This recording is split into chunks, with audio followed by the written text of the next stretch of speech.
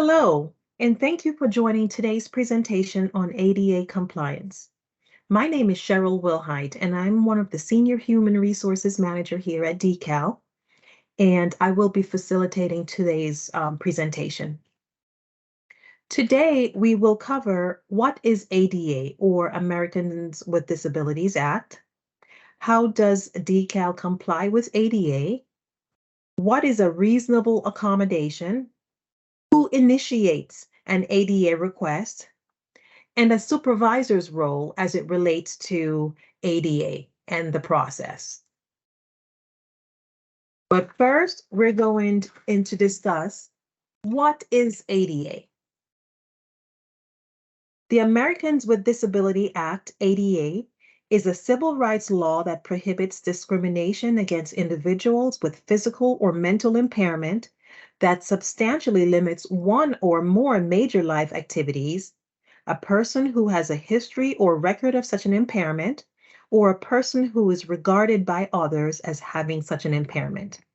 Now, what do we mean when we say regarded by others?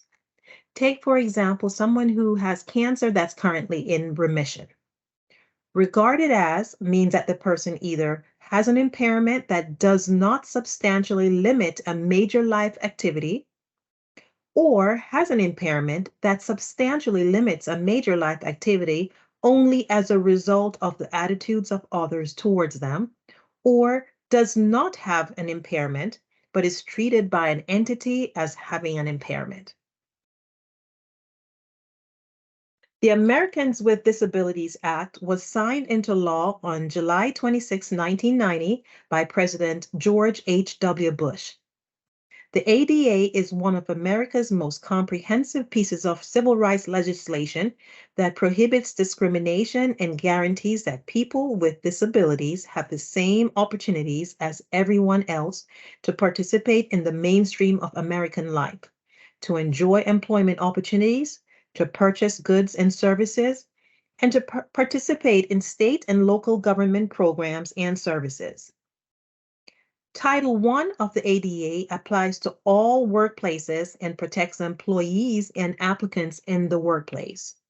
And Title II of the ADA calls on state and local governments to ensure that qualified individuals with physical and mental disabilities are afforded equal opportunity to participate in those programs, services, and activities offered by state and local governments. Now, how does DECAL ensure compliance with ADA? ADA is referenced in the DECAL policy manual. It is DECAL's policy to provide equal employment opportunity to applicants and employees with disabilities as covered under the Americans with Disabilities Act. What this means is that a qualified individual with a disability may request a reasonable accommodation at any time during the application process or during employment. Reasonable accommodations are changes made to the work environment or circumstances in which the job is customarily performed that allows an individual with a disability to perform all essential functions of the job. Note, the department is not required to provide an accommodation if doing so would create an undue hardship to the department, or if the accommodation poses a threat to the health or safety of others in the workplace. And we'll go into more detail about undue hardship and also reasonable accommodation and essential functions of the job. DECAL complies with Title I and Title II of ADA, which prohibits discrimination on the basis of disability in the provision of services, activities, programs, or benefits by DECAL. Any individual alleging violations of Title I or Title II may file a complaint through the complaint procedure. Now, we just mentioned reasonable accommodation. What is a reasonable accommodation? A reasonable accommodation is any adjustment or modifications made to a job or work environment to allow an employee with a disability to perform the essential functions of the job, or enjoy equal benefits of employment. The ADA requires reasonable accommodations in three aspects of employment. One, to ensure equal opportunity in the application process. Two, to enable a qualified individual with a disability to perform the essential and underscore essential functions of a job. And three, to provide an employee with a disability to enjoy equal benefits and privileges of employment. Now, there are two ways to initiate an ADA request. First, the employee would need to complete a request for reasonable accommodation form and return it to HR. Again, as we mentioned earlier, reasonable accommodations may be requested for the following purpose: to assist or to complete the employment application process, to perform the essential functions of the job, and again, to have the same benefits and privileges as a non-disabled employee. The employee will submit this request along with a healthcare professional form to their doctor for completion and submission. The next form, this is a sample of request for reasonable accommodation. Again, here you would check off, or the employee would check off, is it during the application process? Is it to perform the essential functions or to have equivalent benefits as a non-disabled employee? And this is required to further, not only is this request required, but the healthcare form is required to further describe how their condition restricts their ability to accomplish their essential functions. Now, we talked about the request for reasonable accommodation. Here on this, throughout this entire process, the employee is asked to, one, describe the accommodation that they are requesting, and basically to explain how the requested accommodation would be effective. And two, identify any potential resources or suggestions to consider in responding to accommodation requests that must be purchased or acquired. You'll see here in the middle, it asks for it states that documentation is required in support of a request. And this is basically an employee release. The employee would sign here, and by signing, the employee is authorizing their medical professional to release medical information in support of this request. Now, I briefly mentioned a healthcare professional form, which is another form that is required that the employee get completed.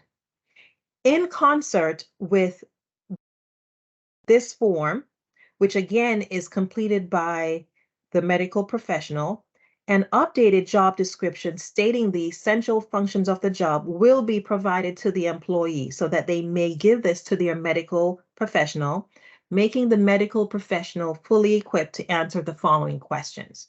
And the questions on this page are: does the employee have a mental or physical impairment that substantially limits a major life activity?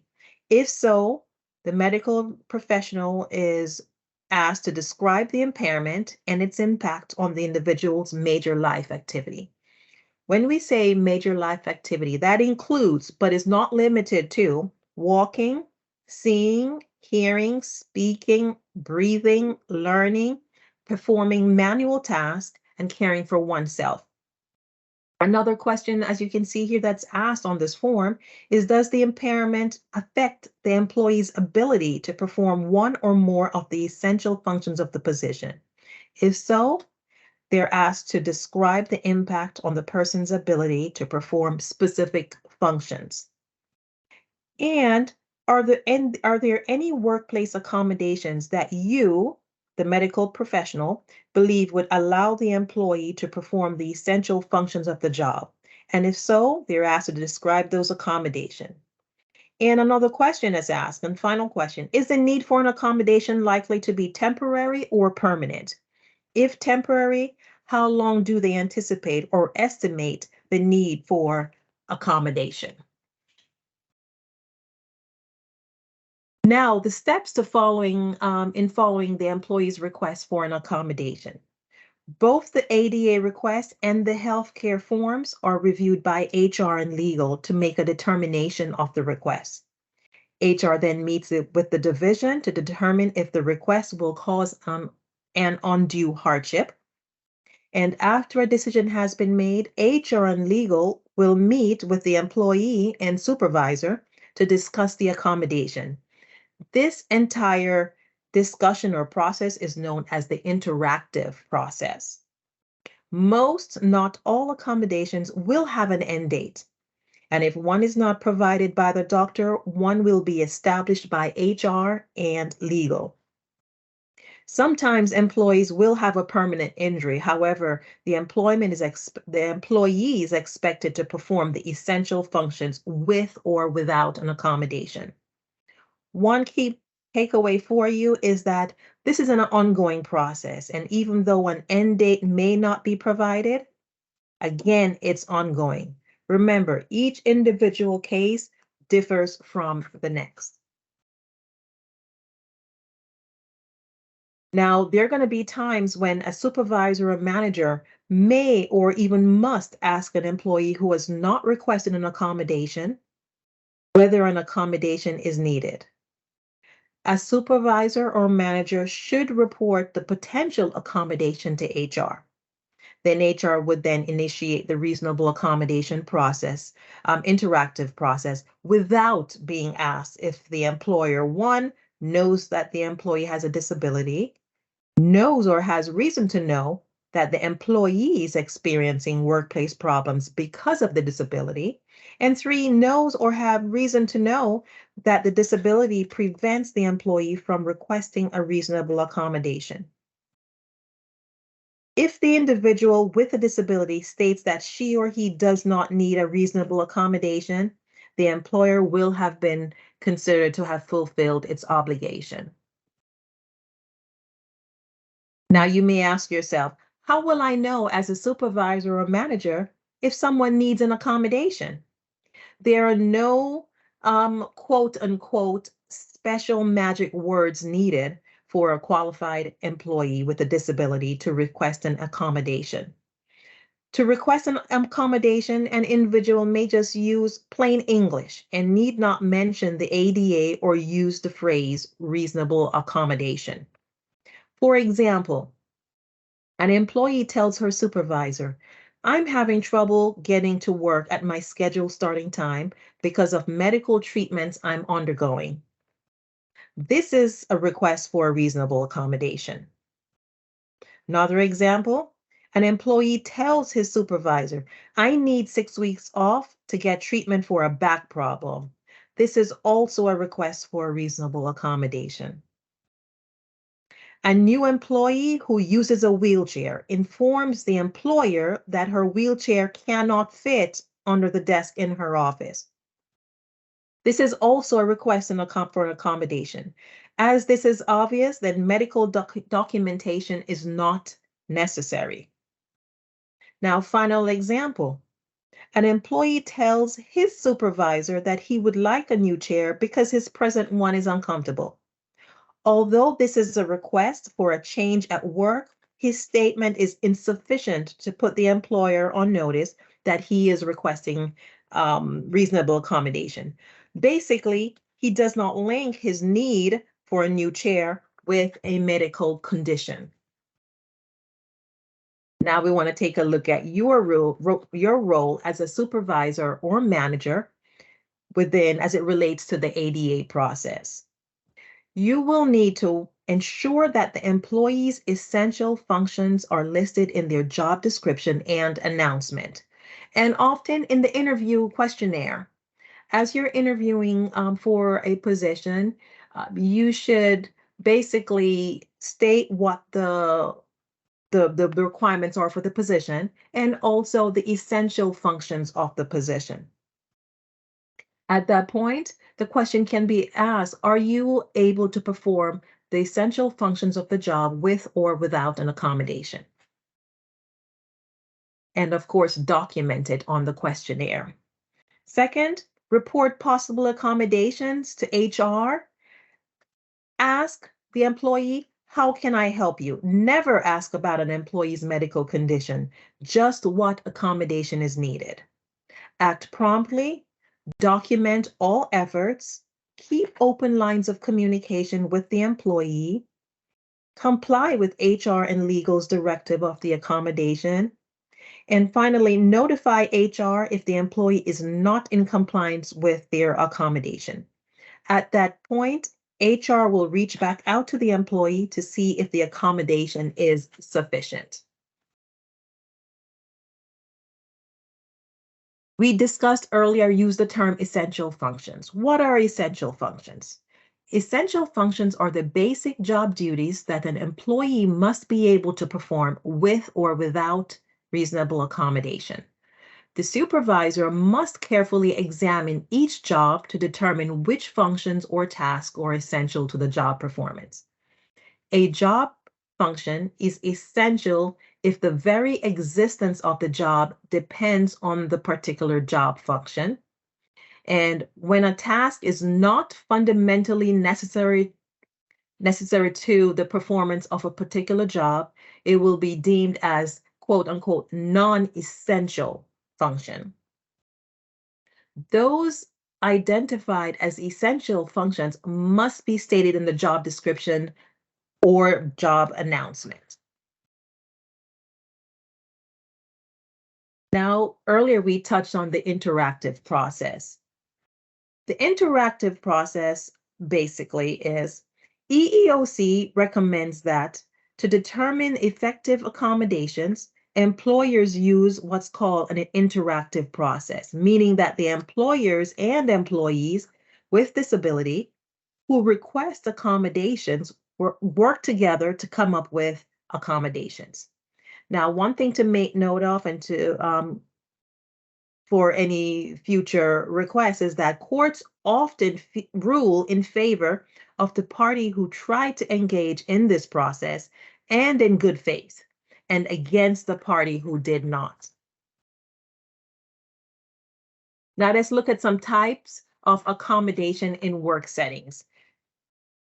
As it physical modifications, making existing facilities accessible, or removing barriers that would make the facility accessible. Sign language interpreters and readers, assistive technology and modification of equipment or devices, job restructuring, modified work schedules and part-time work, redistributing marginal or non-essential work tasks, appropriate adjustments of exams, testing, training materials, or policies, telework, leave, reassignment of the employee to a vacant position, which is often the last resort. Now, let me just delve a little deeper in this last bullet point. As it relates to reassignment to a vacant position, the employer is not obligated to create a position.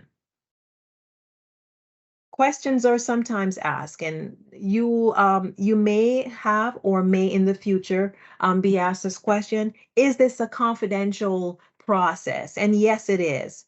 And in order, even though there's an interactive process, it's still confidential because we can talk about accommodations without disclosing specific medical conditions. So that's one thing that you can reassure an employee if the question is asked. Now we want to kind of touch on what is a satisfactory reasonable accommodation. Again, employers do not have to give the accommodation requested by the employee, but the accommodation must be equally effective, enable the employee to perform the essential functions of the job, enable applicants with a disability to have an equal opportunity to participate in the application process, and enable the employee to enjoy privileges and benefits of employment. Sometimes you may encounter a situation that more than one reasonable accommodation is effective. And if so, the preference of the individual with the disability should be given priority or primary consideration. Now, we just talked about satisfactory, reasonable accommodation. Let's take a look at some examples of what is considered unreasonable accommodation. These are accommodations that eliminates the essential function of the job, lowering production standards, providing personal use items such as prosthetic limbs, eyeglasses, hearing aids, wheelchair, placing an individual with a disability in a job for which he or she did not specifically apply. So that's definitely unreasonable accommodation. Placing an individual with a disability into a job if doing so would create a direct threat to the health and safety of others. Maintaining the salary of an employee reassigned from a higher paying job to a lower paying job if the employer does not do so for non-disabled individuals. We touched on earlier, creating a job. That's considered unreasonable. Violating a consistent, uniformly applied seniority system. Bumping another employee from his or her job. Changing to a new supervisor, medication monitoring, and approving leave when it's a critical position, or when the leave without pay is needed for an extremely long period of time. An undue hardship would be created if there are financial hardships, or the accommodation would be a significant disruption to the operations. Now let's take a look at undue hardship. Again, undue hardship is defined as a reasonable accommodation that are unduly extensive, substantial, or disruptive, or those that would fundamentally alter the nature or operation of the business. It has a very high threshold to meet. Cost in relation to the total financial resources of the entire agency is taken into consideration. And before denying an accommodation request because of undue hardship, employers are encouraged to explore different options that might make a seemingly difficult accommodation possible. Now, there are repercussions for the agency and possibly the supervisor for not following the ADA, the process, or ADA law. If DECAL does not follow the process, then the agency could face liability with financial consequences if the employee files a claim with the EEOC or GCEO, Georgia Commission on Equal Opportunity, or initiates a federal lawsuit against DECAL. As a supervisor, you could also be named as a defendant in the lawsuit for unlawful discrimination. In addition to financial consequences, the EEOC could request injunctive relief, which includes monitoring of the agency's practices and reviewing the agency's policies and procedures. Now, what are the repercussions? If the employer does not follow the process, they could lose their right to be provided a reasonable accommodation since they are refusing to participate in the process. And the same applies to an employee. They could definitely lose their right if they refuse to follow along in the process.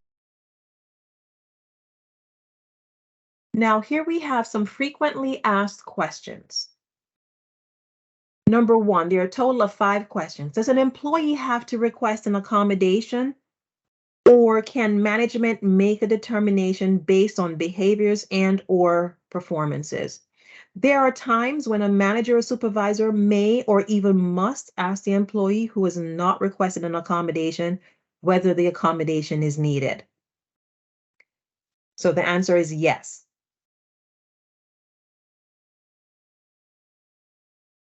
Does an employee have to complete the ADA request form? Yes, unless the disability is obvious. And does the employee's doctor have to complete the ADA medical form, or will the doctor's note stating the accommodation be sufficient? Yes, in the case that we discussed earlier, we had those scenarios where the employee in a wheelchair requested the height of the desk be raised. As this is obvious, a medical form is not necessary. Does an employee have to participate in the interactive process that is requested by HR? Yes. If they do not, then they are not in compliance with ADA law. What is the difference between FML and ADA? With FML, the employee is protected with job security while not working in the office due to an approved medical condition or disability. ADA, on the other hand, provides a path for maintaining one's employment in the office through an approved accommodation as long as all the essential functions of the job are met. Now, these are just 5 questions, frequently asked questions, but one thing I can tell you and one key takeaway from this presentation is that I'd like you to know the interactive process. We have that process, but also you as a supervisor and manager, if you have any questions whatsoever, please reach out to an HR representative and they either will be able to assist you or will guide you to the right person. You're not alone in this entire process. And again, if you have any questions, the best thing to do is to reach out to HR for some guidance. With that, I'd like to say thank you for joining me for this presentation. And if you have any questions, please reach out to HR.